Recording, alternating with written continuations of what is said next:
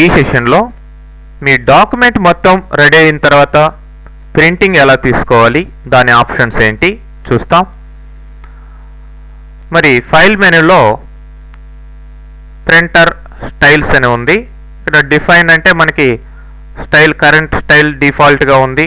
ఆ యొక్క printer name ఏంటి, దాని సెటప్ మొత్తం ఇక్కడ డిఫాల్ట్గా వచ్చేస్తుంది.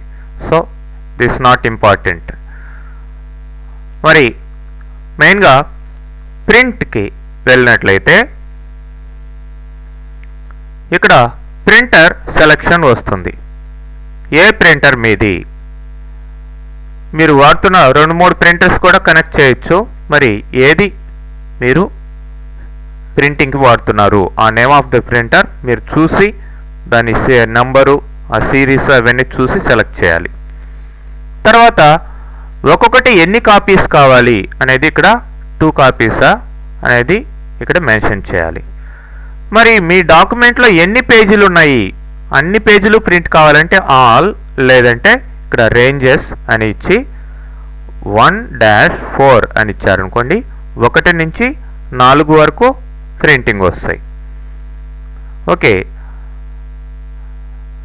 అట్లానే ప్రింట్ బోత్ పేజెస్ అని ఉంది. అంటే ఆడ్ ఈవెన్ 2 పేజెస్ ప్రింట్ కమ్మని, అంటే వరుసగా ప్రింట్ అవుతాయి అన్నమాట.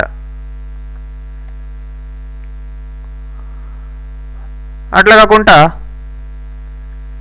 ఓన్లీ ఈవెన్ పేజెస్, సరి సంఖ్యలో ఉండే పేజెస్ ప్రింట్ కావాలి అనుకుంటే ఈవెన్, లేదంటే ఆడ్ పేజెస్, బేసి సంఖ్యలో ఉండే పేజెస్ 1, 3, 5 అట్లా బోత్ పేజెస్ సెలెక్ట్ చేశాను. మరి ఇంకా ఈ యొక్క ప్రింటర్ ఆప్షన్స్ ఇంకా సెట్ చేయాలి అనుకుంటే సెటప్లోకి వెళ్ళండి. ఇక్కడ పేపర్ క్వాలిటీ అని ఉంది. పేపర్ సోర్స్ ఏంటి, మెయిన్ ట్రే అది డిఫాల్ట్గా ఉంటుంది. ట్రేస్ ఏమన్నా వేరేగా ఉంటే పేపర్ సోర్స్ని ట్రేస్ సెలెక్ట్ చేయొచ్చు. అట్లానే పేపర్ సైజ్ అంతా A4 సైజా, A3 సైజా, A5 సైజా అనేది మీరు సెలెక్ట్ చేయాలి. అది ఎగ్జాక్ట్గా మెన్షన్ చేయాలి. అంటే మీరు పెట్టిన పేపర్ ఒకటి, మీరు డాక్యుమెంట్ సైజ్ ఒకటి, ఇక్కడ ఇచ్చిన సెటప్ సైజ్ ఒకటి వేరేగా ఉంటే మార్పు వస్తుంది అన్నమాట. ప్రింటింగ్లో చాలా తేడాలు వస్తాయి. డాక్యుమెంట్ సైజ్ ఏం సెలెక్ట్ చేశారో ఇక్కడ కూడా అదే ఉండాలి. అంటే డాక్యుమెంట్ సెటప్లో ఇచ్చిందే ప్రింటర్ సెటప్లో కూడా ఇవ్వాలి.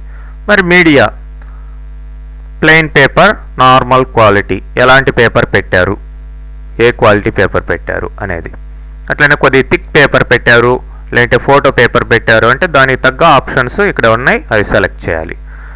నెక్స్ట్ లేఅవుట్ ఏ విధంగా ఉంది, పోర్ట్రేట్లో ఉందా పేపర్, అట్లనే ఓరియంటేషన్, పోర్ట్రేటా ల్యాండ్స్కేప్ అనేది సెలెక్ట్ చేయాలి. ఓకే, అట్లనే page order front to back ఉందా, బ్యాక్ టు ఫ్రంట్ ఉందా అనేది కావాల్సింటే సెలెక్ట్ చేసుకోవాలి.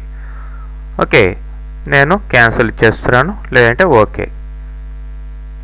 తర్వాత ఇక మీకు ఏమన్నా చేంజెస్ చేశారు అనుకుంటే రీసెట్ అనివ్వండి. ఇంకేమన్నా ఆప్షన్స్ అనుకుంటే cannot print with these specifications with in acceptable ranges of values. ఎందుకంటే మనం ఇక్కడ డాక్యుమెంట్లో ఏమీ లేవు అనమాట. 1 to 4 అని ఇచ్చాము, అసలు ఒక పేజీ కూడా నా డాక్యుమెంట్లో లేదు. సో అట్లాంటి మెసేజ్ చూపిస్తుంది. ఓకే, ఇప్పుడు ఇచ్చాను చూడండి, సింగిల్ పేజ్ ఇచ్చాను. దీనికి సంబంధించిన డీటెయిల్స్ అన్నీ మళ్ళీ మనం సెటప్ చేసుకొని ఫైనల్గా ప్రింటింగ్ అనేది ఇవ్వచ్చు అనమాట. మీరు డిఫాల్ట్ రావాలి అనుకోండి, రీసెట్ అని ఇచ్చేసేయండి. మొదట ఎలా ఉన్నాయో అలా వస్తాయి. అన్నీ సెటప్ చేసుకున్న తర్వాత ఫైనల్గా ప్రింటింగ్ ఇవ్వాలి. ఓకే.